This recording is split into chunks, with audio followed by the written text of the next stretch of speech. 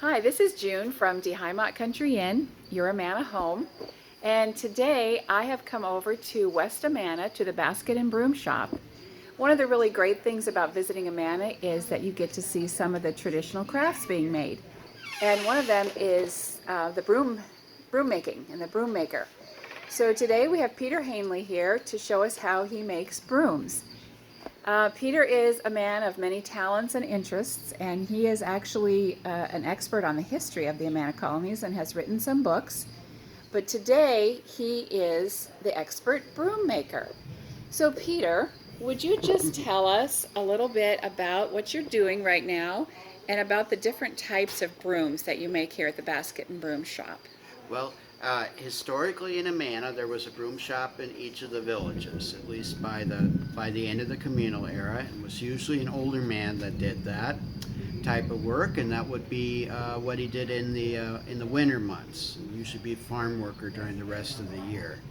And the broom corn was grown locally, harvested out in the field. Usually ladies would do that, and it's a lot of hand work to cut the broom corn. You have to bend it down and so on, and then it has to be sorted and graded and run through what they call the heckle, which is a machine that takes the seeds off. And this is what the broom corn looks like when it's still part of the stalk. It actually looks a lot like sweet corn when it's in the field. And we had an active broom maker in the Amanas until 1965, and that was Philip Grease, and he was from here in West Amana, and he was actually blind. He was made brooms for 50 some years. This is the machine he used. It's called a kick winder, and basically it was designed about 1810, improved through the years, but this is the basic old-fashioned broom making machine. You operate it with this foot pedal down here. So this makes there's a chain up here, and that turns the chuck that holds the stick. So that's why it's called a kick winder. So basically it's just revolving the stick around. The wire is about 20 pounds of pressure on the wire, and that's what you wrap the broom corn with to hold it to the stick. Now, historically, the very earliest brooms, the ones that were done in Europe and so forth, were round brooms. They would have actually looked more like this. So this is one that comes from Sturbridge, Massachusetts, and it's a very fancy broom with a braided top, but it's a round broom, and round brooms were the original style. And often they were made with twigs or branches, and they weren't all that effective. About 200 years ago, they started to grow broom corn, which is a sorghum. It comes out of Africa, and they began making brooms with broom corn like this. And then in the United States, about the turn of the 19th century, people began making flat brooms. So we make the round broom, first of all. This is the witch's broom. This is a child's witch's broom here.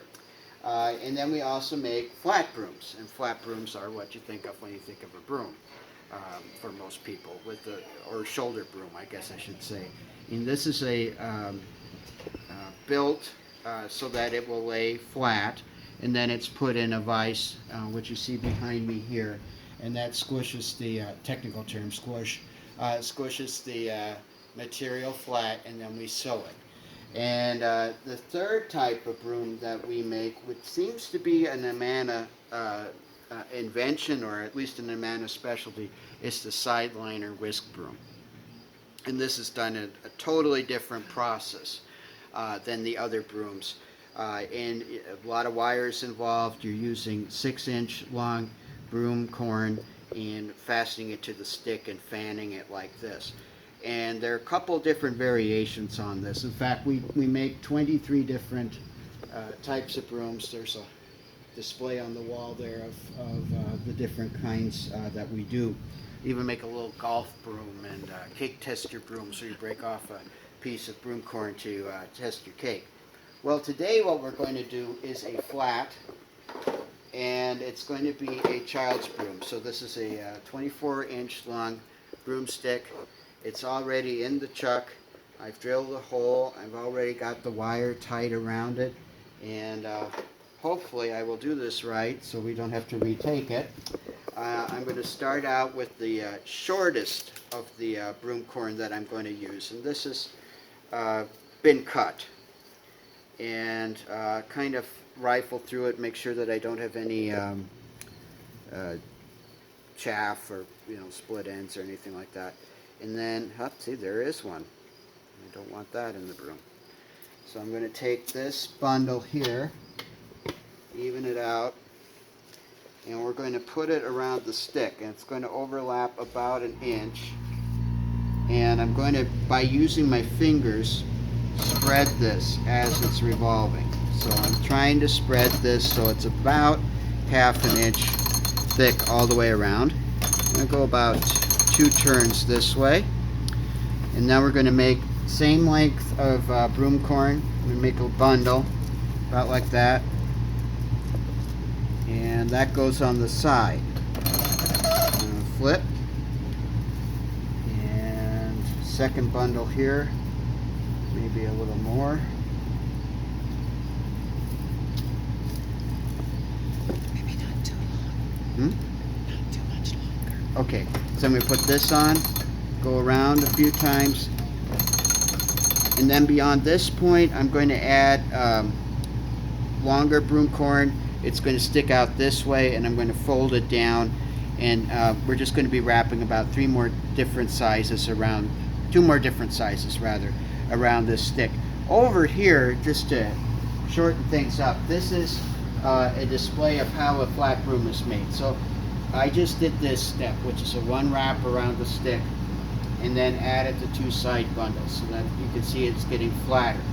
And then here we have the 2 uprights facing the other way. We bend those down in the next step, and then we put a cover bundle over it, and then a second cover bundle, and then at the very, very end you can see where it's been stitched, and that makes a flat broom. It's attributed to the shakers. Wow. Well, thank you, Peter. I learned a lot. I didn't know it was quite so complicated. But I know that a lot of people come here and buy these brooms, and then when they wear out after I don't know how many years they last, they come back and say, I gotta buy another Amana broom. Those are the best brooms around. So thanks a lot. You're welcome. It was great to see what you're up to.